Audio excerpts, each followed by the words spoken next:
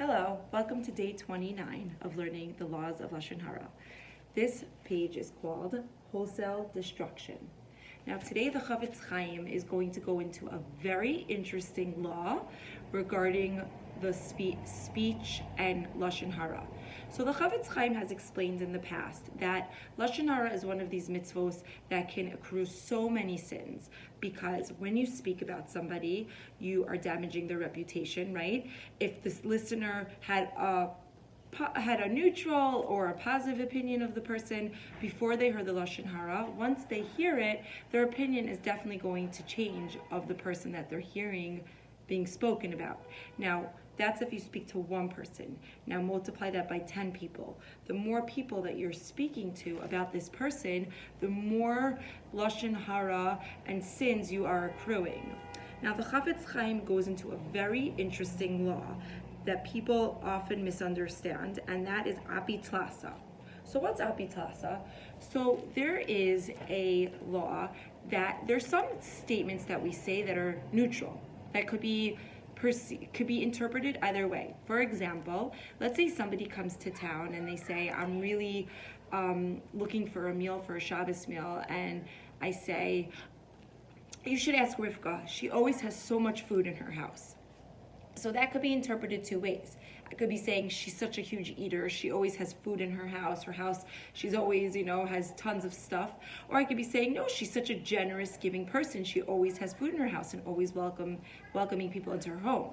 Now, if I say that to 3 people or more, that's okay, because the assumption is that that's going to get back to Rivka. Things that we say in a crowd usually get back to the person. And if I meant it negatively, I wouldn't have said that in front of 3 people or more. And if I say something neutral like that to just one person, that is considered a vak Lashon Hara, which is the dusts of Lashon Hara. It could be interpreted negatively, and you could be, possibly violating Lashon Hara. Now, this does not apply if I'm saying something completely derogatory. On the contrary, if I'm saying something extremely derogatory, the more people that are listening, the bigger my avera, the bigger sin I'm getting.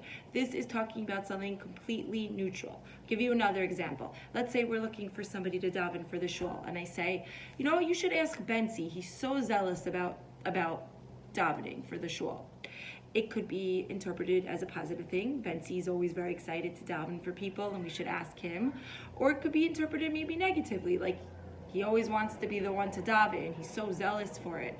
Now, if I say a neutral statement like that can go both ways in front of 3 or more people, that's okay. We're going to assume that I meant it positively. If I say it to just one person, a statement like that can go both ways, then we are going to call that a vak Lashon Hara, because we're kind of approaching on Lashon Hara there.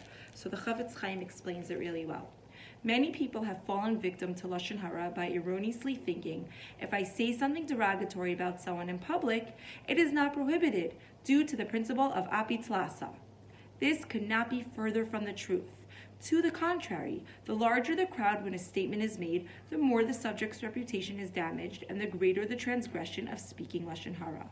So we're only talking about scenarios when I'm saying something that is neutral.